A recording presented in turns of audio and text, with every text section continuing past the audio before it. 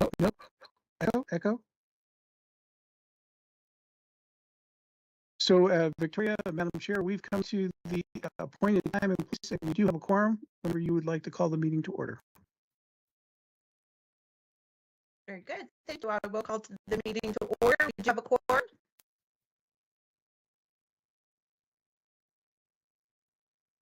We're double checking. So I thought so when I was, but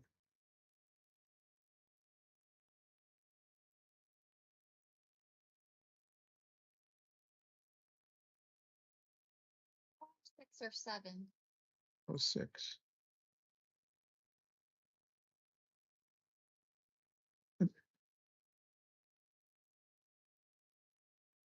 Oh, yeah, no, you're right. Quorum was three. So yeah, so okay. Yes, we have quorum. Sorry. Very good. And Math if somebody help me go, if somebody could help me go through the introductions, I'd appreciate that. Jared, can you do that from where you're at? I will Or start. I'm Victoria Chavez. I'm with El Paso County.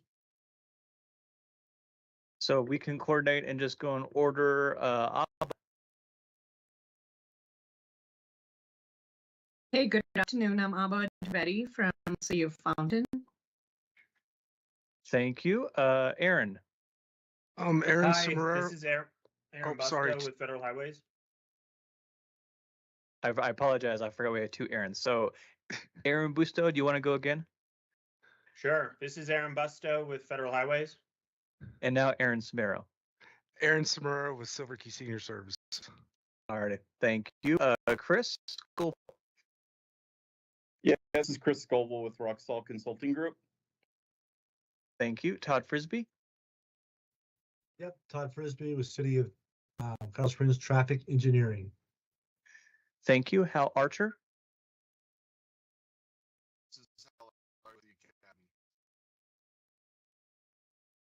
John Hall. John Hall, CDOT Region 2 North Program Engineer. Sorry, we don't have Rob or Jeff here today. Can answer anything if the need be. Hey, John, you never apologize for being you. You're you, and we love you. All right. Thank you very much. Phil Von Hake.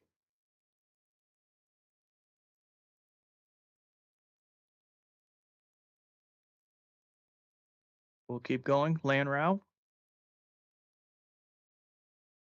Good afternoon, Lan Rao, Mountain Metro Transit. Thank you, Lan. Sam Kozarek. Sam Kozarek, City of Woodland Park. I apologize, Sam. And Gail Sturdivant. Hi, Gail Sturdivant. I'm City Engineer and Deputy Public Works Director for the City of Colorado Springs. And Victoria has already introduced herself. We have other CDOT and PPACG staff. We also have one additional person in the room. If Darren want to introduce himself. Sure. Darren Horsemeyer, Community Planner at Schriever Space Force Base. And then, Madam Chair, I think that covers everyone unless we want to go through the other folks, but I think that takes care of all your voting members. But Okay, Phil and I does think have a we hand have- raised. Bill with hand raised, please. Sorry, I couldn't unmute in time, but Phil Von Hake, Multimodal Planning Liaison with CDOT. Thank you. Do we have any public comments or presentations today, Jared? Madam Chair, we did not receive any advance requests for public comment, and we did not receive any written public comment. And everyone in the room, at least on our side, is either staff or members. I will ask anyone who's online who would like to provide public comment. Please use the raise hand function at this time to indicate that they would like to provide public comment. And did we approve the agenda? We did not. So, okay. Oops, I'm sorry, missed that. I'm new at this. Do you have a change instructions to the agenda? Okay, hearing none, I will take a motion to approve the agenda. This is Gail Sturdivant. I move we approve the agenda as published. Thank you, Gail. A second. This is Lan. I will second. Thank you. All in favor, say aye. Aye. Any opposed? All right, that approved unanimously. Approval of the minutes. Let's start with January. Actually, let's take them both. January 16th and February 10th special meeting and the regular meeting. Hopefully everybody has had a chance to take a look at those. Any changes or corrections to either of those meeting minutes? Okay, hearing none, I will take a motion.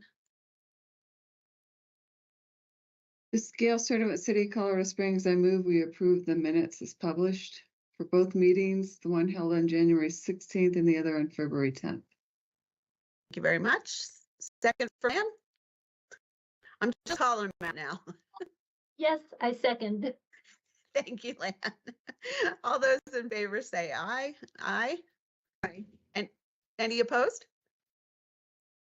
Very good. Those pass unanimous. I'm having trouble talking today.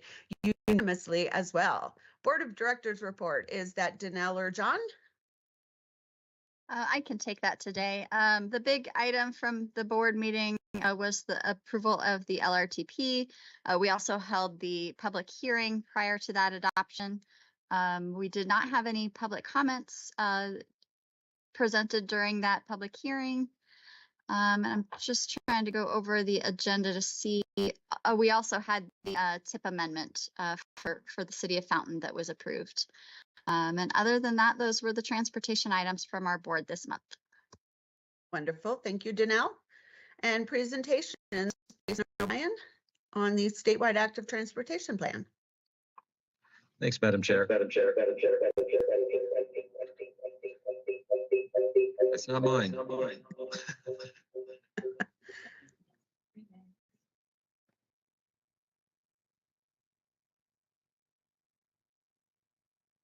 It was mine. I'm just going to give a quick little introduction and then turn it over. So PPACG recently completed our regional active transportation plan. So with that being fresh in our minds, it seemed very timely when the team currently working on the state active transportation plan offered to come and give a little talk about that effort. It's a good chance to explore how we can help connect the statewide effort with the needs of the Pikes Peak region and make sure we're getting all the alignment that we can between the efforts. And this is coming after some great work by the statewide community advisory committee for the statewide plan and a really extensive survey effort that generated thousands of responses. So they're coming with some good information and process to share. And with that, I'll turn it over to Annalise Van Bono, who's the CDOT Bicycle and Pedestrian Program Manager. Thanks so much, Jason, and thank you all for letting us come and speak to you today about our statewide active transportation plan. As Jason just I'm Annalise Van Bono. I'm CDOT's Bicycle Pedestrian Program Coordinator, and I work very closely with Medora Borhoff, who is our CDOT Main Streets and Active Transportation Section Manager. I believe she's also on the call today.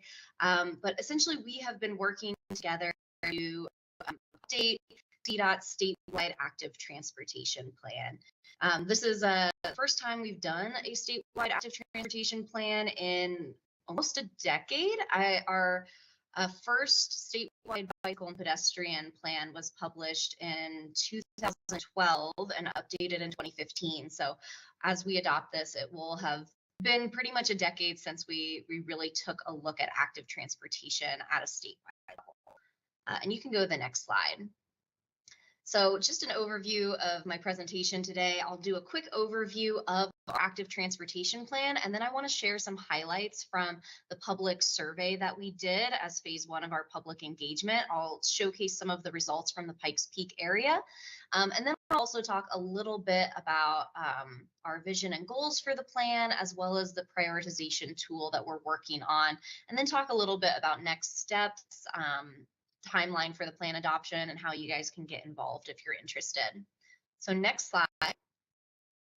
So I'm sure a lot of you are familiar with this term, but just wanted to give a definition so that we're all on the same page. What is active transportation? So we're defining active transportation as any human scale and typically human powered mode of transportation, such as walking, running, bicycling, rollerblading, or using an electric bicycle, kick scooter, or electric scooter, skateboard, wheelchair, or other personal assistive mobility device. So in the past, we've really used the term bicycle and pedestrian or non-motorized, but this term active transportation more explicitly includes smaller devices such as scooters, wheelchairs, skateboards, and it also includes things like e-bikes or e-scooters that technically do have motors, so they're not really non-motorized, but they still fall into this kind of umbrella category of active transportation. Next slide. So just to give you a little bit of the purpose of our plan, this is not a project-based plan. We're not getting down to making specific project or infrastructure recommendations, but really the plan is taking a broad look at active transportation statewide, and it's going to be setting goals, policy recommendations, and action steps for how CDOT can improve active transportation around the state. So, this is not meant to replace any local or regional bicycle and pedestrian plans, but really it's meant to be integrated with those plans and really complementary to them. So I know you guys recently, the Pikes Peak area recently adopted an active transportation plan. And so, really this is just how the state is going to work with local agencies and regional groups to further active transportation statewide. Another thing that we're doing is to create a tool to prioritize CDOT's active transportation investments, and I'll go into a little bit more detail on that later on in the presentation. And then also we're looking to integrate this with other statewide planning initiatives. So, right now CDOT is working on its 2050 statewide transportation plan. And so this active transportation plan is essentially planned to be an appendix that will be adopted as part of that statewide transportation plan later this year. But we're also working very closely and aligning this effort with our state highway safety plan, as well as our transit planning initiatives from CDOT. Next slide. So a little bit about our public and stakeholder engagement.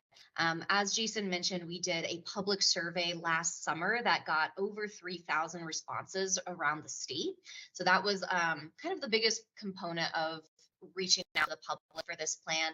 That active transportation survey looked at activity, barriers, facility preferences, as well as vision for active transportation around the state. And I will share the results of that survey shortly in the next couple slides.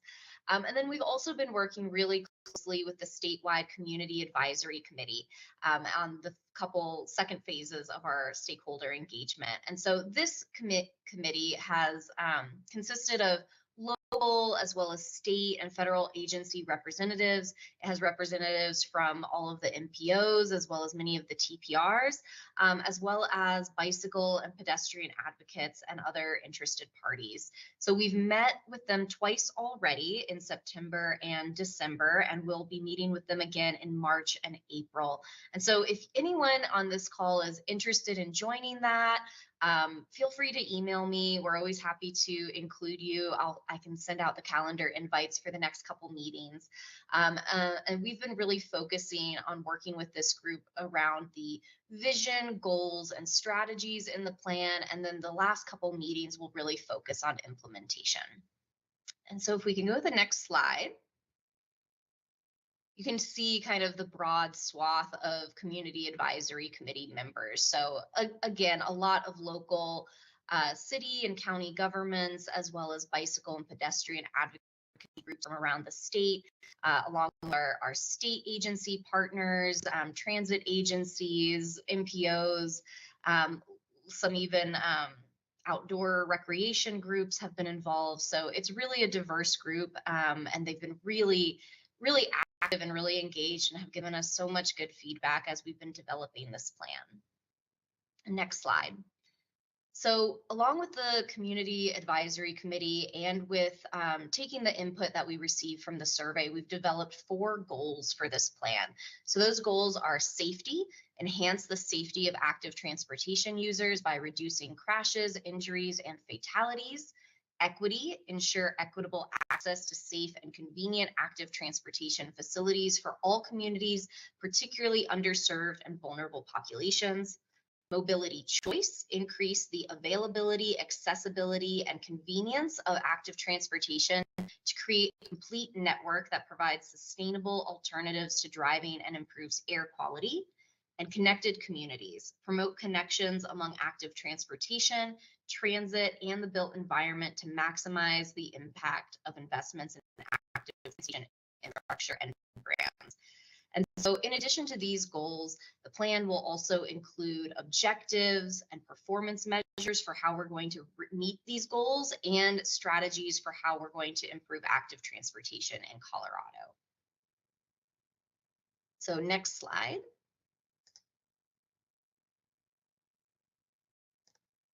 So now I'm going to share some of the results of our survey. So like I said, we had over 3,000 respondents to this survey statewide, including 170 respondents in the Pikes Peak area. So as I move forward in this presentation, we're just going to be sharing those respondents from the Pikes Peak area. And just before we get into the survey results, I did want to emphasize that the survey was not intended to be a random sample. It is a self-selected sample of people who were interested in taking the survey. So we distributed the survey through a variety of channels, including the CDOT website and social media, emails to various CDOT distribution lists. Our community advisory committee members all received the survey and were asked to distribute it in their communities and to their networks and mailing lists. We sent it out to bicycle and pedestrian advocacy groups, and then we also promoted it during in-person events throughout Bike Month and also on Bike to Work Day, which is in June. So again, the survey was open from June 12th through September 13th, so for about 3 months. And again, this map just shows all the red dots represent the respondent's zip code. So you can see that we got a pretty wide range of responses from all across the state. Next slide. So getting into some of the results from the Pikes Peak area, we saw we had a question about vehicle access. You know, how do you have regular access to either an automobile or a bicycle? So we saw about 90% of people have regular access to an automobile and about 86% have access to a bicycle. And at least with the vehicle access for automobiles, that's pretty similar to what we see both statewide as well as in the American Community Survey. And then we also asked about travel modes. And so this question specifically asked, how often do you use each of these modes to travel to a destination? So we specifically asked people to exclude any like purely recreational trips. And so you can see that for driving, almost all respondents in this region drove on a daily or weekly basis. About 54% drove daily and 91% of people drove at least once a week. Walking and biking for this area are nearly tied, with about 2/3 of respondents walking at least once a week and about 2/3 biking at least once a week. And so this was actually a little different than what we saw in the statewide survey results. Statewide, walking was definitely a more popular mode of travel than biking, but in the Pikes Peak area, we see that they're pretty equal in terms of how frequently people are walking and biking. And then transit is the least common mode. At least in the Pikes Peak area, we only see about 3% of people who are using transit at least once a week. The next slide. Our next set of questions really focus on facility preferences. So we asked if people felt either confident or comfortable using these facilities, or if they would use the facility if they absolutely had to, or if they would just never use that facility. And so we showed them these pictures as well as these descriptions. And as you can see, we have really high levels of comfort and confidence on sidewalks, with detached sidewalks being more comfortable than narrow sidewalks that are right attached to a road. We also saw really high levels of comfort with multi-use paths. And then when it gets down to some of the other facilities, such as a shoulder, an available grass, or no shoulder, or highways with shoulders, we really saw people were not very comfortable using those types of facilities. People really strongly prefer sidewalks and multi-use paths. Next slide. In this one, we asked about bicycle facilities. So again, we asked people were confident, comfortable, if they would bike here if they had to, or if they would never bike here. So you see the most popular options for biking are multi-use paths, as well as bike lanes with physical protection and buffered bike lanes. And when we get to a bike lane that has no buffer, it actually falls to just under 50%. So only about half of people would feel comfortable biking on a bike lane that has no buffer or barrier to traffic. When it comes to sharrows, slightly more than a third of respondents would feel comfortable biking there. And then when it comes to highways with shoulders or highways with no shoulders, very low levels of comfort. So this is pretty similar to the result we saw statewide, although it should be noted. Oh, I'm sorry, I think my notes were from a different presentation. So yes, this is very similar to what we saw statewide. You can go to the next slide now. Our next series of questions looks at barriers to walking and biking. And so we asked people to select the biggest barriers that they experience when they're walking or biking. So with walking, the biggest barrier was distance or time. So that really indicates that land use is a major factor in determining how people travel. So people are much more likely to walk and bike when they live in areas that are close to the destinations that they want to go to. So we saw that distance was really the biggest barrier for walking, followed by too much car traffic encountered, feeling unsafe crossing major streets, and lack of sidewalks, and then concerns for personal safety. Next slide. When it comes to biking, the distance and time it's still a barrier, but it's much less of a barrier for biking than it was for walking. When it comes to biking, we see too much car traffic encountered, a lack of dedicated bike lanes or paths, concerns for personal safety were the top three. And then also pretty high up there is a lack of bike parking, both in the survey results as well as in some of the open-ended question responses. We heard a lot about fears of bike theft being a big barrier. A lot of people don't like to leave their bikes in places that they feel are unsafe, or there's just not a lot of places to safely lock up your bike. So that was a big barrier to people biking more as well. Next slide.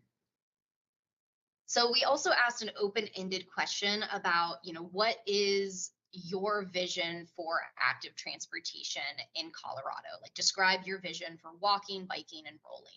And so we saw a lot of key themes that came out of here. So a lot of the responses were really supportive of increasing active transportation infrastructure. Many respondents mentioned desire infrastructure improvements such as separated bike lanes, safe intersections, continuous sidewalks, more off-street paths. People also really wanted convenience and a seamless connected network. And then also safety was a huge concern. A lot of people mentioned not feeling safe walking and biking and really wanting to have separate places that were safe to walk and bike. Other things that were mentioned were access to transit, as well as access to essential destinations like work, shops, school. And so just a couple samples, I hope for biking and walking to be a safe alternative for me and my family. We need interconnected bike lanes and trails from city to county. So we saw a lot of support for active transportation in the vision statements. And next slide. So next I'm going to talk a little bit about the Priority Active Connections Explorer. So this is a prioritization tool that we're developing. It's a map-based tool that is allowing us to look at all these different data layers so that we can really analyze where are the best places for the state to be investing in active transportation. So if you can go to the next slide. Again, like I said, this is a map-based tool, which currently just looks at all state highways. We're hoping that in future iterations of the tool, we can expand it to local roads as well. But right now, we're just focusing on the state highway system since it's a CDOT focused tool. And also, goal of this is really to be able to proactively prioritize and plan for active transportation facilities. So we're looking to figure out where are the priority segments of our state highway system where we need to improve active transportation. Where are there critical gaps in the active transportation network? And so we've looked at every single mile segment of state highway, which was about 9,340 segments. And so we applied our scoring methodology for each of the data sets, and I'll go into those on the next slides, to every single mile, and then scored them and color coded the scores to show where the highest opportunity for investment is. So if you go to the next slide, we structured this around those 4 goal areas. So if you remember, our 4 goal areas were safety, equity, mobility, choice, and connected communities. And so we put all of the data sets into one of those 4 goal areas. So when we looked at safety, we looked at vulnerable road user crash history per 1,000 active transportation trips. So we basically took all of the 2021 to 2023 data on crashes, and we pulled out all of the bicycle and pedestrian crashes. And so we looked at all severity types of crashes that involved a bicycle or pedestrian. And then we calculated the number of vulnerable road user crashes per mile. And then we normalized that by the volume of bicycle and pedestrian trips in that census tract that we got from streetlight data. So the VRU crashes were per mile per 100,000 bicycle and pedestrian trips. And then we also looked at the high injury network. And so that was the high injury network as defined in CDOT's Vulnerable Road User Safety Assessment, which was completed in 2023. And so that high injury network was based on serious injuries and fatalities only. And then we also looked at level of traffic stress. And this came from a 2019 CDOT level of traffic stress analysis. So essentially, level of traffic stress is scaled 1 through 4. And so we scored those LTS 4, which is kind of the highest level of traffic stress, as highest. So that represented the greatest need for improvement. And so it's a little hard to read on this map. You see a lot of the red and orange are the areas that have the greatest opportunity for active transportation investment. And so it's hard to read on this map, but essentially if you zoom into more metro areas, you can see those red and orange areas pop out more. Next slide. So the next one we looked at was mobility choice. And so for this one, we looked at missing active transportation facilities. So we looked at our facility database and looked at where there are bicycle and pedestrian facilities that currently exist. And then we scored areas where no facility exists or where there's a gap in the facilities as higher. And then we also looked at our Colorado scenic byways, as well as some proposed US bicycle routes. And they also looked at short trips. So we were able to pull from our CDOT traffic map model trips that are 0 to 3 miles. And we looked at both the existing and then also 2045 future model projections of where short trips would be happening in the future. And so really we added that in there because where those 1 to 3 mile trips are happening, those are places where we could potentially see a lot of mode shift if we invested in active transportation. And then we also looked at existing demand. So we used Strava metro volumes, an average of 2022 and 2023 to really factor in, where people are riding currently. So you can see here, there's a lot more yellow areas of the state, and then you have some red and orange areas that pop out. And so that is another one that we're factoring in. And if we go to the next one, connected communities. On this score, we looked at transit access. So we were looking if there's an Amtrak or a Bustang stop within a quarter mile of the highway segment, and or if there's local transit routes within a quarter mile. And then we also looked at access to schools. So if there is a school or an educational facility within a quarter mile, and then also access to recreation. So we have a data set that looks at state parks, national parks, national monuments and sites, local parks, and also trails. So looking at how recreational facilities are being served by active transportation. We also looked at main streets using DOLA's Colorado Main Streets program. All of the affiliated and aspiring Main Street communities are on there.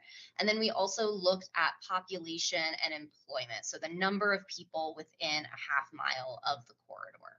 And so again, you can see there's pretty high scores along the Front Range and along the I-70 corridor, but then you also get some higher scores in some smaller communities as well. And then finally, our last goal area, equity, we looked at disproportionately impacted community factors. And so the disproportionately impacted community definition, which is in state statute, looks at mobile home communities, communities with a low income population above 40%, communities with people of color population above 40%, a housing cost burden population above 50%, linguistically isolated population above 20%. It also includes Colorado EnviroScreen communities that score above 80 on that tool. Includes Justice 40 census tracts and areas under tribal jurisdiction. And so essentially we had seen in our vulnerable road user safety assessment that we did in 2023 that the more of those factors that a block group hit, the higher the crash rate. So essentially this one is scaled that the more of those DI community factors a community has, the higher their score is. And then we also looked at mobility barriers. So we looked at zero vehicle households, percent of population under 18, percent of population over 65, and percent of population with a disability. And again, the more, if your community had more of those, where that percentage was above the state average, you would score higher on this. And then finally, we added those all together. And so these are our preliminary composite results. So essentially it takes the score for each of those 4 goal areas and adds them all up. So you can see you get a lot more of the red and orange along the Front Range, but also you see a lot of red and orange areas that pop out around the state in some of our smaller communities and rural areas where there are a lot of those equity or safety or opportunity to connect communities better. So I'll just share the next slide. If you go to the next one, this is just our preliminary composite results for the Pikes Peak area region. So as you can see, there's quite a few areas in red and orange within Colorado Springs, as well as in some of the surrounding areas. So we're still refining this tool and figuring out how the best way to use it. And I know there are some data improvements that we're working on, but essentially we're looking at using all of these score sets to really help prioritize where the state is spending its active transportation funding. So with that, let me move on to the final slide. This is just a little bit of our next step. So again, we're still continuing to meet with our Community Advisory Committee. Our next meeting is on March 12th, and then we'll have another meeting probably in late April, which will go over the draft of the plan. So again, if anyone in this group is interested in joining and learning more, the March 12th meeting will be doing a real deep dive into the PACE tool and the data analysis that I just shared with you. So if you're interested in learning more about that, please reach out, let me know. I'm happy to invite you to that meeting so you can get involved and give us some feedback on that. And in the next coming months, we will be finalizing our objectives, strategies, and performance measures, continuing to refine that project prioritization tool, improving the data and the functionality of it, developing our implementation plan. And then we are working to have a draft of the plan ready for review by April. So that's coming up very quickly. And then we will have the plan. We're planning to go to the Transportation Commission to adopt the plan in August of 2025. And I mentioned earlier that this will be adopted as an appendix to the 2050 statewide transportation plan. So with that, you can go to the final slide, this just has the contact information for me and Medora. Feel free to reach out to us with any questions you may have. And I'm also happy to stay on and take any questions that you have right now. But thank you. Thank you for the presentation. Gail has a question. Yeah, thanks. And thanks for going through all that data. I really appreciate it. When you got to the end, I think it's when it really stood out to me the most that everything that you're looking at is on existing state highways. And you could see some of the biggest needs in the Pikes Peak region, for example, went through I-25 or the Powers Corridor on US 24. I'm actually wondering, when you go through implementation, how the state sellers are going to be invested in. Would it make more sense to look for adjacent, more local active transportation routes versus doing an investment within the state-owned corridors? Yes, and that's a really good point. We recognize that, I-25, not the place where you want people walking and biking. We understand that. But the point of this is to show that there may be a lot of active transportation need in the surrounding area. And so we need to be thinking about connectivity. How do we make sure that I-25 is not a barrier to active transportation mobility? How do we make sure that there are safe places for people to cross? So I totally agree. There may be areas where there are local roads where that is where the active transportation investment needs to be. And essentially, we're thinking of this tool not as like the be all end all, like everything that is red is not going to get sidewalks and bike lanes. We understand that that is not always the best option. But what we're really trying to do is have this tool available so that as we're scoping out projects, we can look and be like, oh, there's a lot of high active transportation needs right here. Maybe we need to be thinking about how those active transportation routes on the local network are interacting with our state highway facilities. Like, do we need to build a pedestrian bridge or an underpass, or do we need to make sure that there is a safe crossing here? Obviously facilities like I-25 are very limited access, but we have a lot of other state highway facilities that are not, where there's main street communities and businesses and where people could be walking and biking and really needing to either use those state highway facilities or at least cross them. So this is just a way for us to really kind of use it in both scoping out projects as well as in prioritizing funding. And so I hope that answers your question, that, we're looking at this holistically, and this is just kind of one tool in the toolbox of how we look at investing in active transportation.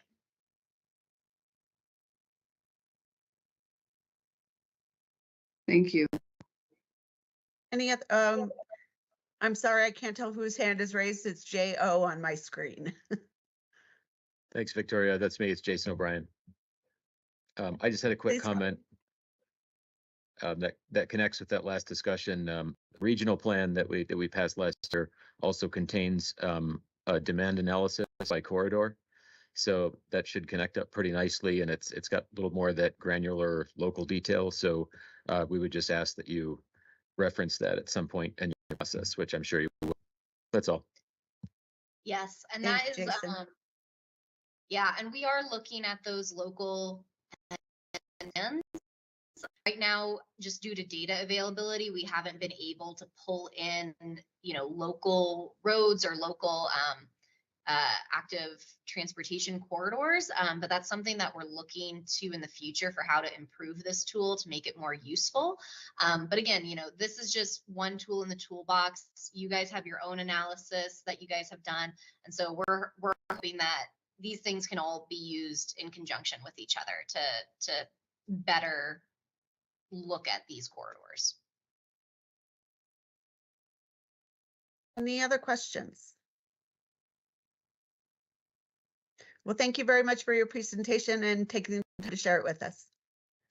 Thank you. Thank you for giving us the time to present to you. And again, feel free to reach out to my email with any questions you have if anyone's interested in joining our community advisory committee. So, thank you all. Thank you. All right, I'm trying to get back to my agenda. Hold on. Thank you. So now we have information items. Exciting update on the long-range transportation plan, Danelle. Yes, thank you. We kept this on the agenda just in case there were any issues, but there weren't. So our long-range transportation plan was adopted by the board on February 12th and has been passed along to CDOT and to our federal planning partners. So thank you all for all of the work that you've done to, put projects into the plan and do reviews and just all of the pieces that have come together for that plan.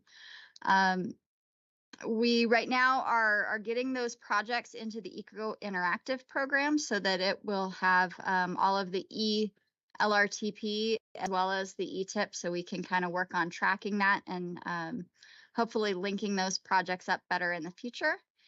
And the only other thing I think I have today is that we'll be coming back in the next couple of months to talk with the TAC about the tentative 5-year cycle of projects leading up to the next LRTP. And the software has TIP ID numbers, right? I mean, This long range plan. yes, the ETIP will have project numbers for all of the Eco Interactive software will have project numbers for all of the LRTP projects, yes. So again, in the past, our long-range transportation plan did not have those ID numbers. So for those of you who are going after grants, this should actually make the process much easier for you. So again, that was a request back from the city of Colorado Springs when Tim Roberts was there. So we listened, and hopefully now when you go after different applications, that will be a benefit to you. Okay, thank you. Any TIP updates? One quick update, or more so a reminder for the multimodal call for projects that's open right now. Draft applications are due to us just for a quick review. We just want to take a look and give you any guidance before actual applications are due on the 7th. And if you have any questions, reach out and let us know, and happy to link you up with someone at CDOT as well for more specifics. Thanks. Hey, Jess. CDOT updates.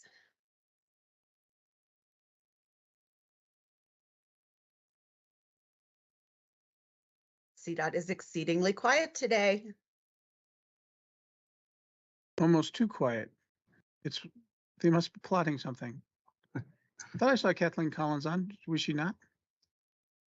Hi, this is Scott Skinner, transit liaison down here in Region 2, CDOT. So we are working through. I thought John Hall might be on here to provide some updates, but we are just working through the long-range transportation plan, the 2050 plan for us, and with our rural TPRs and Central Front Range and all that stuff. So those are moving forward. I also wanted to mention that we have had some shakeup at FHWA, if you guys haven't known, but Bill Haas and Stephanie Gibson look like they're moving on, taking retirement. So that might hamper some of our efforts moving forward, but we're still trudging along. Other than that, on transit side, CTE, Clean Transit Enterprise, they have a EV grant out right now, a planning grant or capital. So those are out, and those, like what Jess said, that MMOF is open, and we are fielding some calls from entities to help them along the process and everything. Other than that, I don't have anything else to add. Thank you. John Hall, do you have anything?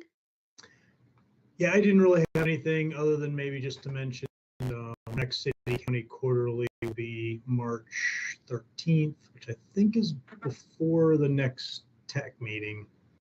So, and that'll be at CDOT's offices. So thanks very much. And I'm Thank you, certainly John. going to answer any questions. Any questions for John? Okay, you're off the hook, John. Thank you. Any IIJA? I didn't see anything in the packet. No, we didn't include a memo this month because things are kind of on hold.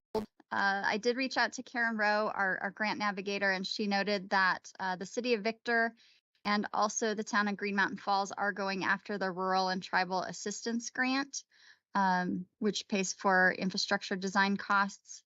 That deadline is still listed on the DOT tracker. Pretty much all of the others, aside from the bridge investment, I believe it's the bridge investment program, are no longer listing due dates. So we will keep you updated as soon as we know more. Thank you, Dino. Any member entity announcements?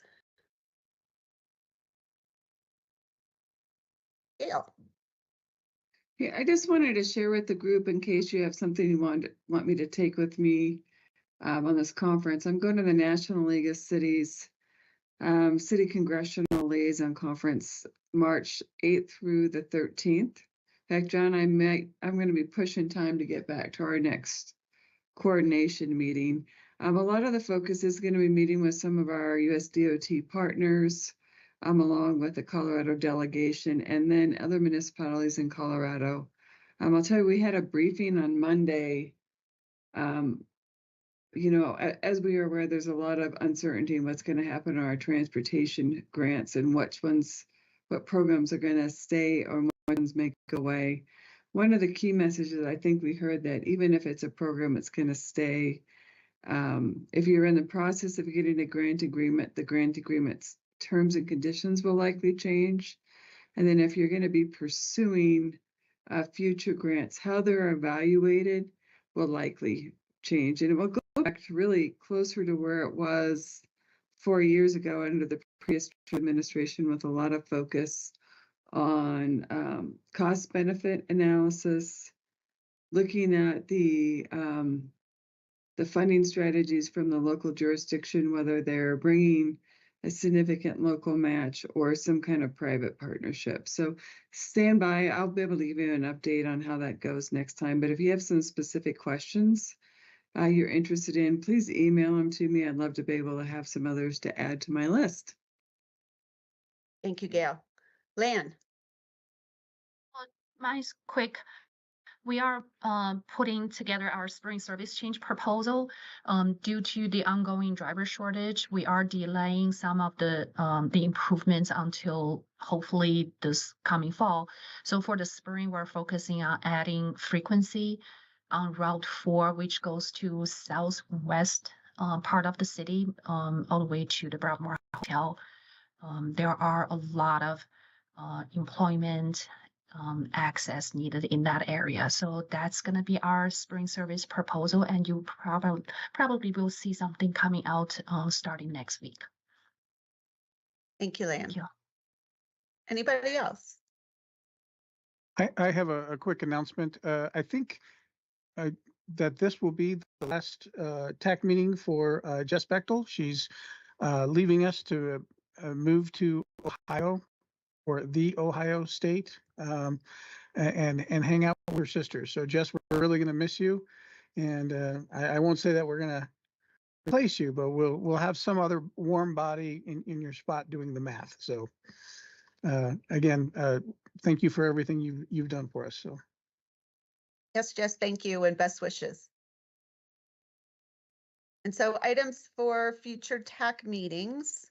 I'm betting we're going to have some tip amendments now that we can start doing those. Anything else that we need to be thinking about for the next month meeting? yeah, I think did we send that thing out to everybody? I sent you this morning. I'm not sure that it went out, but we have something that we'll be sending to you. It was from the the Association of Metropolitan Planning Organizations that said that tip amendments that we do go up to the state and are included in the state STIP. Now that every state will need to send that up to the feds for review. So just be aware that until it all shakes out and we understand more, it may take longer. It may not, but it may take longer to actually have a TIP amendment that after it's been processed to actually get its final approval. So again, if you proactively think about, hey, what are we going to need and when, just make sure you do TIP amendments as soon as possible. So that not only can they work through the PPACG process and the CDOT projects process of putting it together, the STIP, but again, if the STIP, the state plan needs to be adopted by the feds, that will add a little bit of time, or could conceivably add time. We'll find out how all it works. So, yeah, and you'll get that email shortly. Yeah. Thank you for that, John. Anybody else have items for future TAC meetings? All right, with that, at 2:05, we will adjourn. See you, Wake.